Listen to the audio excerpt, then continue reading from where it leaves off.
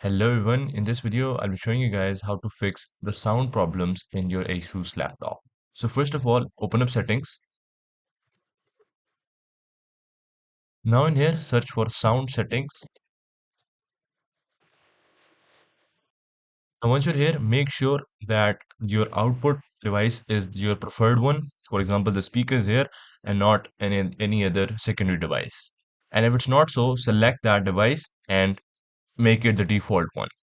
And if you can't find your basic device or your preferred device right here, just simply scroll down and click on more sound settings. Now in here, make sure that your preferred device isn't disabled, and if it is, just right click on it, and in here, click on enable, which will show right here.